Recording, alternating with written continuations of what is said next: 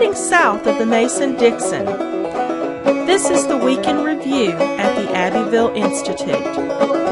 Here is your host, Brian McClanahan. Welcome back to the Week in Review at the Abbeville Institute. This is your host, Brian McClanahan, and this is episode 132, covering the week of July 30th through August 3rd, 2018. Glad to have you back on the program. Very glad to be here. Don't forget to follow us on Twitter at Abbeville Institute, to like our Facebook page at Abbeville Institute, and subscribe to our YouTube page at Abbeville Institute. You can find all those social media buttons on our webpage, abbevilleinstitute.org. You can also give us an email address while you're there, and we'll give you a free ebook, Kirkpatrick Sales Emancipation Hell. And don't forget that we exist on your generous contributions alone. If you'd like to help the Abbeville Institute, you can go to abbevilleinstitute.org. At the top of the page, you'll see a button that says support. Click on that, and you'll see our donation levels. We have a variety of levels. You can donate monthly or annually. So just go check that out. We have a new donor interface that makes it much easier to donate to the Abbeville Institute. We also have a conference coming up in November. The first week of November. Details are forthcoming on our website, so check that out. It'll be in Texas. And the topic at this point is going to be nullification and secession. So it's going to be a great time.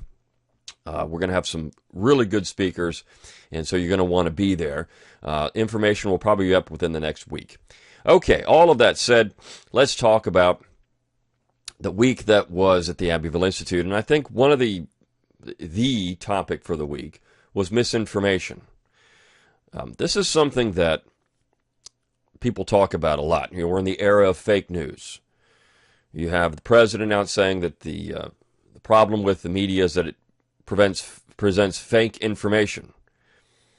You have a climate, and people believe there's a climate that presents, in terms of historical study, disinformation, or they present information without showing the other side accurately. Particularly this is true in their mind of establishment historians who may present the information, but their interpretation then is skewed. And I think this is the main point to make. It's not that the information is not there. You can read, for example, James McPherson, his Battle Cry of Freedom. There's a lot of good information in the book. It's the interpretation of the events that are questionable. It's the choices that McPherson makes, or Foner, or others make in their books, and the way they describe things that are often questionable. The language that's used. These are the real problems with mainstream histories. And just like news, it's the selection of topics and the presentation of those topics that often leads to the disinformation. And the South has suffered the most for this. And part of that is, as I said I think in the podcast last week, the episode last week, that as Kerry Roberts said at our summer school, we're living in New England, America. New England has won so thoroughly, and as he pointed out, that in 1988 you had two New Englanders running for president. And New England, even though, I mean, you look at, he mentioned 2004, we had John Kerry and George W. Bush. George W. Bush being born in Connecticut, and Kerry a transplant, but still both in some ways from New England. Even Bush was from a New England family. The Bushes are related to the Adamses, but Kerry being a transplant. But you still have a New England America, and part of the problem with that is that New Englanders are so miserable, they think if they move to South Carolina, they think if they move to Alabama, if they move to the Gulf Coast, if they move to the Gulf Coast of Florida, if they move somewhere outside of New England, it's going to miraculously make their life better. But they still are New Englanders, so wherever they go, they bring their misery with them. They bring that world view with them. That is the major problem with it. You see, New Englanders cannot escape being New Englanders, just like someone who's really from the South and embodies the South can't escape being a Southerner. Ronnie Van Zant said that. You can take a boy out of old Dixieland, but you'll never take old Dixie from a boy. And that's the truth. You can't, this is cultural. You cannot take the culture from the people no matter where they go. They're going to be what they are. And we don't really think about that. We think as America as some proposition nation, some ideological creation, that culture doesn't matter. And it matters 150%. And even the way you view the world through history or news is going to affect that. I just saw yesterday on social media, one of the Kennedy brothers posted, and I don't know where the article came from. They'll probably email me after listening to this about it.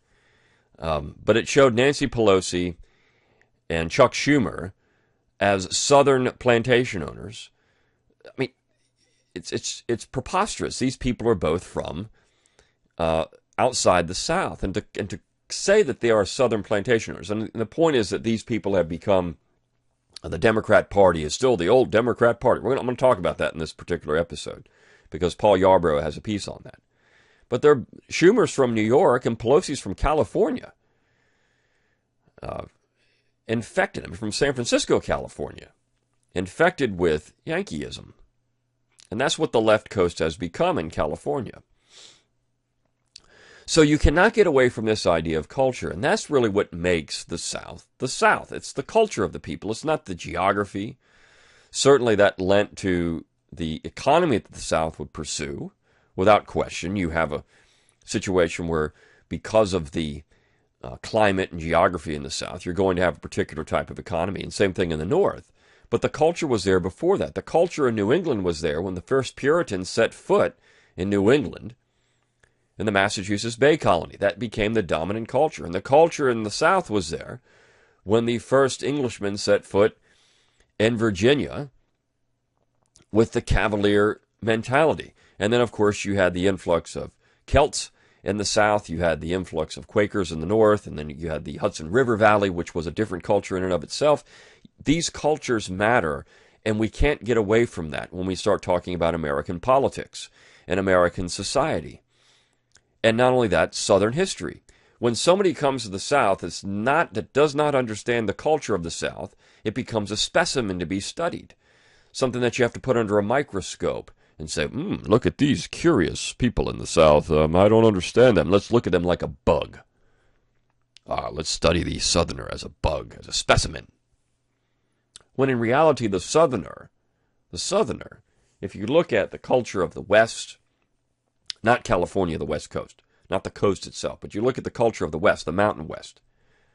You look at the culture of Appalachia. You look at the culture of the South, the Deep South, Virginia, the Tidewater. It doesn't matter where you are. You find that particular view is dominant. The South, the Jeffersonian American, dominated much of American history. It's only recently that has gone away and has been replaced by the Puritan American.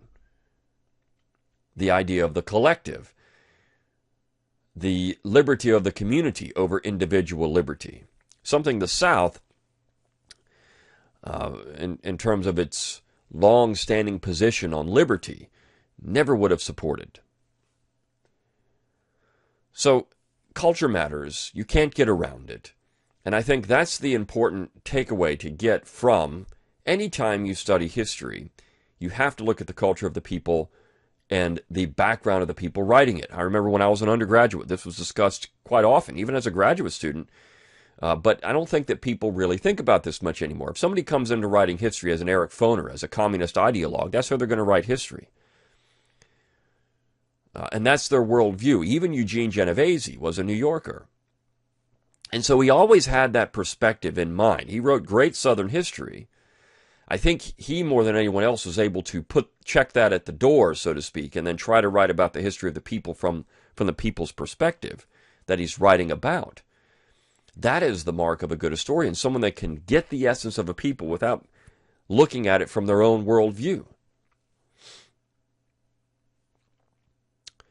And unfortunately, American history is not written that way anymore. It's written by ideologues. It's written by people that come in with preconceived notions of what it is, and then they write about it. And you find that quite a bit with mainstream historians. It's not the history itself they get out of it, though they do make mistakes. It's not that. It can't be that. What it is their own interpretation, their own worldview that influences how they're going to write the history or how they're going to write the news. This is all it is. And understanding that is the key to understanding and unlocking the problems that we have in America today. We still have cultural problems. We still have incompatible things in America. You can take any issue, and it's going to be that way. It's all about power. It always has been about power.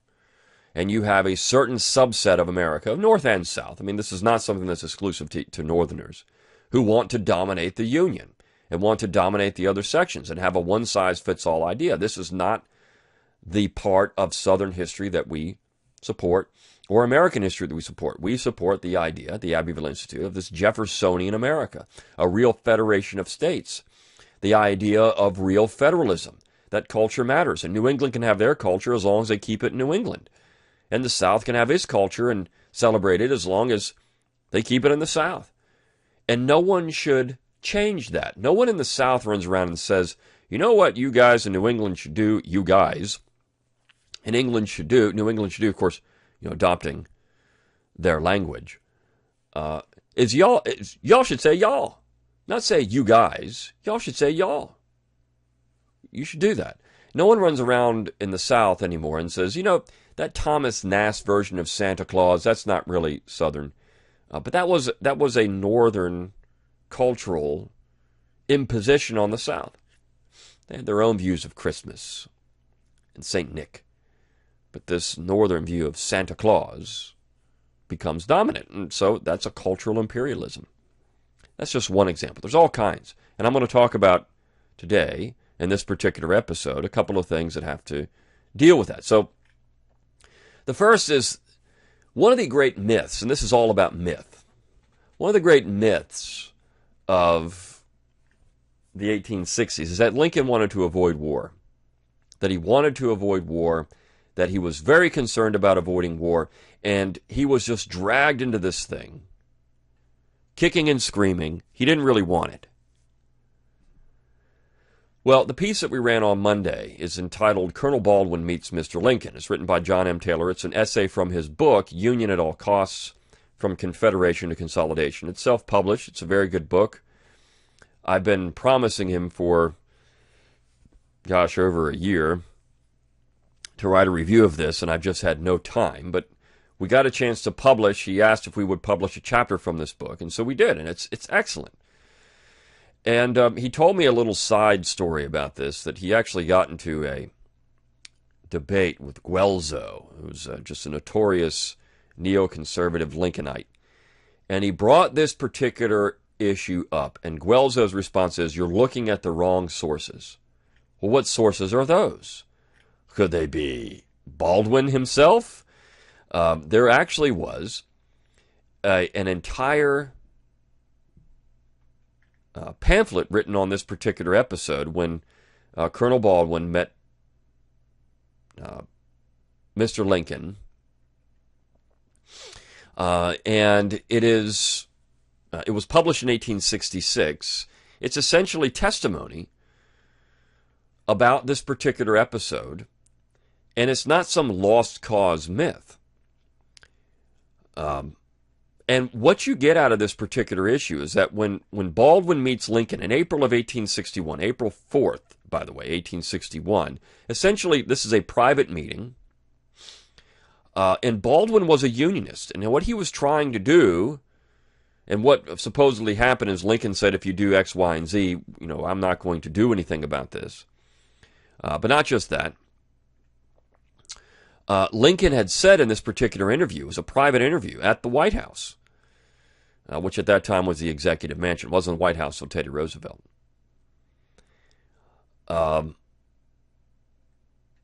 That the entire conflict was about tariffs. As Mr. Taylor says, quote, during the conversation between Baldwin and Lincoln, it became obvious to Baldwin that the issue of slavery was not Lincoln's primary concern.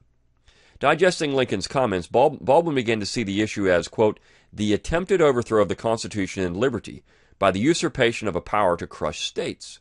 The question of free soil had no such importance in the eyes of the people of the border states, nor even of the seceded states to become, at one, the cause of war.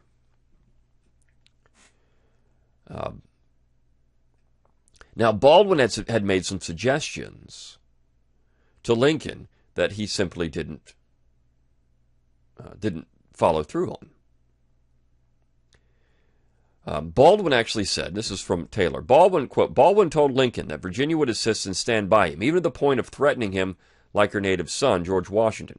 Embellishing his point, Baldwin added, so sure am I of this, of the inevitable ruin which would be precipitated by the opposite policy, that I would this day freely consent, if you would let me write those decisive lines, you might cut off my head, or my own life, my own, the hour after you signed them. And he's talking about, of course, coercion.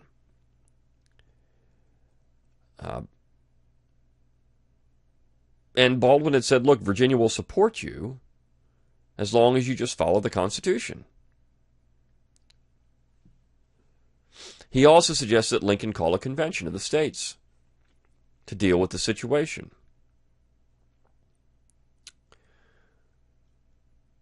So Lincoln was looking for a tariff.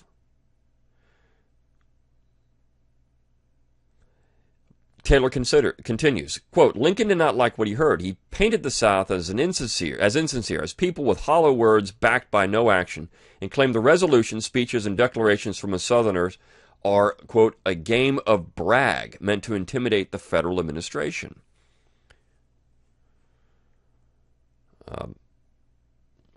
And then he says this, quote, Baldwin probed for the primary sticking point, leading Lincoln to ask, quote, well, what about the revenue? What would I do about the collection of duties? In response, Baldwin asked how much import revenue will be lost per year. Lincoln responded 50 or 60 millions. Baldwin answered by saying a total of $250 million in lost revenue, based on the assumed 4-year presidential term, would be trivial compared to the cost of war, and Virginia's plan was all that was necessary to solve the issue. Lincoln also briefly mentioned concern about the troops at Fort Sumter being properly fed. Baldwin responded that the people of Charleston were feeding them and would continue to do so as long as a resolution was in sight. Though Lincoln appeared to be genuinely touched by Baldwin's plea for peace, he was alarmed at the prospect of lost revenue. He did not like the idea of the Southern states remaining out of the Union until a compromise could be reached. His reply underscored this deep concern, quote, and open Charleston, etc., as ports of entry with their 10% tariff, what then would become of my tariff? Though it was Fort Sumter and Charleston Harbor where things came to a head, lower duties would have been applied and attracted trade to all southern ports, meaning Richmond, Savannah, Wilmington, New Orleans, Mobile, Galveston, etc. Lincoln's reply to Baldwin made it clear slavery was not the central issue. He did not mention slavery, but voiced alarm at the amount of revenue that would be lost if he allowed the Confederate States to exist as a separate country. Import duties comprised the vast majority of government revenue at the time. So there you go.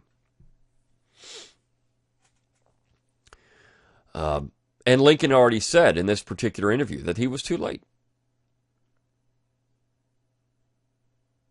Lincoln awkwardly paced about in obvious dismay and exclaimed, I ought to have known this sooner. You are too late, sir, too late.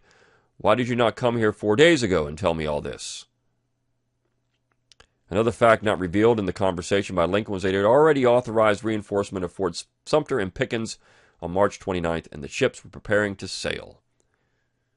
Baldwin replied, why, Mr. President, you did not ask our advice. Besides, as soon as we received permission to tender it, I came by the first train as fast as steam could bring me. Yes, but you are too late, I tell you, too late, Lincoln replied. Perhaps this was the point when it sunk in as to how serious the Southern states viewed the situation. Lincoln was already pursuing war, even during this meeting. And here's Baldwin saying, we can save the Union. And Lincoln says, nope, can't do it. Can't do it. I got to have my revenue.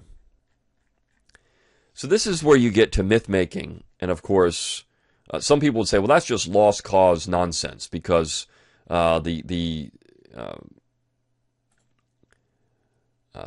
sources are questionable. It's a testimony that was given by Southerners. It's Robert Louis Dabney writing The Origin and Real Cause of the War, which is a memoir of a narrative received of Colonel John B. Baldwin. Of course, Dabney can't be trusted because he's just a Confederate. But Taylor gets into how you can trust it because of some of the individuals who were aware of this particular testimony and what they said.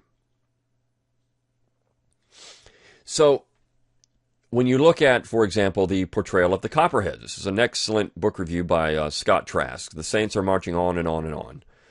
It was written in 2007, published again here. And it's a review of the book, Copperheads, The Rise and Fall of Lincoln's Opponents in the North, by Jennifer Weber. Now, I recommend people read this book because, again, there is good information in it. The interpretation is bad, and she gets some things wrong. For example, one of the things that struck me when I read the book years ago, she fails to mention that John Breckinridge carried Delaware. I mean, this is she gets it entirely wrong in the book. So she makes some sloppy mistakes. But again, it's interpretation, as Trask gets into with this. It's the most recent comprehensive study of the Peace Party, or as she calls them, Lincoln's opponents. And her entire position in this particular book is that everything was based on race. The only reason these quote-unquote Copperheads were against the Lincoln administration because they hated black people, which is simply not true. Were these people racists? Well, yeah, they were. But so were probably 95% of all Americans, white Americans, in the 1860s, North and South. Now, Trask says this: a study of Northern peace Democrats is long overdue. Unfortunately, what we have here is a nationalistic melodrama masquerading as a work of scholarship. 140 years after the shooting stop, historians still cannot resist keying their narration to the music of Julia Ward Howe. And that's exactly what you get in this. She calls the Copperheads reactionary reprobates. They deserved what they got. They deserve to be bayoneted at night. The way she describes people, blinkered by ideology, deluded by utopian fantasies. They didn't have Lincoln's understanding of the times. They were deaf to his arguments. So she has no sympathy for her subject. She is blinded by her own view of the war. She herself is ideologically driven, even though she claims the Copperheads were that. She says this, quote, "The Copperheads were so ideologically driven that they were blind to the threat the war posed to the nation." And as Trask says, actually that was their greatest concern. What she meant to write was that they were blind to the threat that secession posed to the nation, but that's not right either. For over 20 years, the Northern Democrats had warned their countrymen that political abolitionism would lead to the catastrophe of secession and civil war. And they were right. Republicans, on the other hand, dismissed these warnings and routinely derided the Democrats as Union savers, even after the election of 1860. Of course, Weber is unaware of such vital facts, but that does not keep James McPherson from anointing her in his preface of the book as the nation's, quote, foremost historian of the Copperheads. How can McPherson withhold his encomium after reading that General McClellan was, quote, nothing close to Lincoln's equal in either moral fortitude or political prowess, or that when Grant took command in the East, a new day had dawned over the Army of the Potomac? Again, so this is all Weber's historical bias. It comes out in her culture. She gets some things right. I mean, she brings out, there's some fantastic information in this book, and in my course on the war, I recommend people read it. But it's her interpretation that's wrong. It's her interpretation that suffers. So it's, when you get to this idea of fake news, it comes down to interpretation. That is the problem. When you look at, for example, in the piece on Wednesday, Lost Cause Myth or Yankee Propaganda, when you look at this particular issue, it's about the attack at Lawrence, Kansas. And this is written by Louis Lieberman. And you have two different interpretations of this particular event. It comes down to interpretation. What actually happened? Was the attack some kind of lost cause myth, or was it more Yankee propaganda? And what I like about this particular piece, Mr. Lieberman shows both sides. Both sides. But he brings up an interesting point. To say this thing was just, these people were innocent men being killed, a lot of these people were deserters from the Union Army. It may have been the Redlegs participating in marauding into Missouri and killing people there. They were also all armed. As one historian pointed out, anyone over 15 in Lawrence had a firearm, and they were trained how to use it. So this was not some type of attack on poor boys or women and children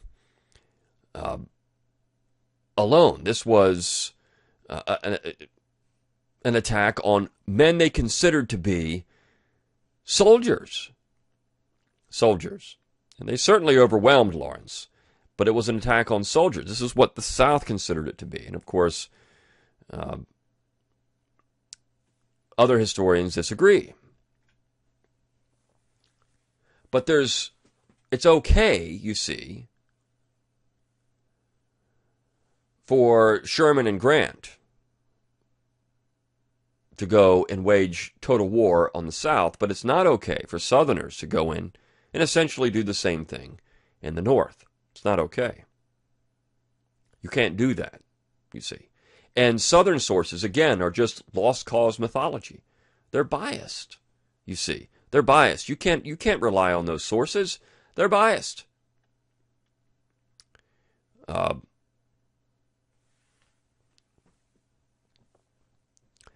this is the problem. Someone would look at this and say that's all biased. Those are just Southern sources. There's a lost cause. This is lost cause. They're all lying. It's lost cause propaganda. They're liars. Essentially, that's what's happening here. They're saying they're liars by writing what they saw. So it all comes down to viewpoints and presentation and, again, culture, worldview. And when you get to the piece on Thursday, July 4th comes and goes, but doesn't square with the swamp by Paul Yarborough. He gets into this. How we have an infection, a disease that really is the way we view the world. And it's all about myths of history. It's the Lincolnian myth. People like Victor Davis Hanson and Dinesh D'Souza, that the Republican Party has always been the good guys and the Democrats have always been the bad guys. This is one of these stupid myths that's running around out there that is problematic. I mean, you watch Legend and Lies on Fox News, and this is what you get. It's problematic. It's not nuanced. And the gatekeepers of acceptable thought want to make sure this is what we get. And he brings out the fact that this was not true. We didn't ever have a nation. I mean, all things we've talked about in this podcast before. And, of course, the South is just a specimen. That's always been the problem. It's always the Southern problem. The Southern problem in America. If it wasn't for the Southern problem, America would be a grand utopia. Not for the Southern problem. That's a New England version of America. And he talks about that, how these people in D.C. will never understand July 4th. They'll never understand what it was because they can't, because their culture will not allow them to do it. North and South. Or I should say, not North and South. These nationalists will not allow them to do it. And a nice example of that ultimately and finally is the view of Leadbelly. This is kind of it's a piece that doesn't seem to fit, but it does. And this is written by Michael Martin, and it was born out of our conference on Southern music. He didn't present on Leadbelly, but Leadbelly, Hugh D. Ledbetter, who was from a plantation near Mooringsport, Louisiana, his family owned their own land. He was born in 1881, and he came from black property owners. And he was a good musician. His family encouraged him. Of course, he liked to brawl, and that led to time in jail. And he was sentenced to a hard labor to chain gang in Texas, but he was let out. He escaped, and then he went back to prison. And then the Texas governor, the story is Pat Neff, visited the prison and saw Leadbelly and said, you know what? I'm going to commute your sentence. You're so good that you need to leave. In fact, the Philadelphia Independent, which is one of the country's leading black newspapers, had a headline in 1925, "Two-time Dixie murderer sings way to freedom." And this is a quote from that particular newspaper. Asked what inspired him to sing to attract the attention of Governor Pat Neff, Leadbelly said he thought of the biblical Paul and Silas in prison. He reviewed how long they both sang and prayed at the midnight hour, and how the earth trembled and the walls of the prison shook. The locks and the cell doors fell, and they walked out free. Leadbelly visioned the biblical miracle, and it seemed as if the very locks in the prison cell were dropping. But they weren't.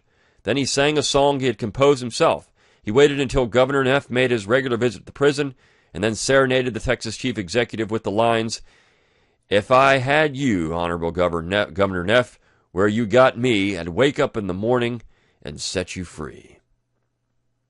So here you have a Texas governor setting free a man who supposedly he hates, if you listen to the northern narrative of the South. I mean, white Southerners hated black Southerners. There's no way that was ever going to happen. Leadbelly, though, wanted to be a country music singer. You see, that's something else this gets into. Leadbelly wanted to be a country music singer, but people in the North would not allow it. He was only allowed to sing blues music. He was only allowed to sing what they called race music. That was it. You could only sing what they said you can sing. And so it wasn't the racism of his manager. It was the racism of the North that locked Leadbelly into a particular type of music. That was the issue. And a friend of mine brought up Ray Charles and said the exact same thing happened to Ray Charles. He wanted to sing country music. He wasn't allowed. He could only sing race music. As Michael Martin says, the politically correct mainstream narrative of Leadbelly's life is that he was a pardoned murderer who fled racism in the South, was exploited by his Southern manager John Lomax, and was finally able to express himself as a folk artist in the North. The truth is that Leadbelly's music was appreciated in the South, which is probably why he was released from prison then there twice for violent crimes. He appreciated all the music of his Southern homeland, but attitudes at the time portrayed him as a relic of the past. While he achieved some mixed results in the North, eventually partnering up with the likes of Woody Guthrie and Pete Seeger, his musical variety was not as well received, and he died before becoming a major commercial success. He also tried to partner up with John Lomax in his later years and received intermittent assistance from John's son, Alan. But many histories will portray Lomax as an outright racist that humiliated and used Leadbelly for profit. But this is simply not true. So, again, it's myth and narrative and culture, and all these things matter when you're talking about history and the portrayal of events and perspective. It all matters. And if we don't think about that, if we don't keep that in mind, if we don't lose sight of that, it's easier to wade through fake news and fake history. Until next time, good day.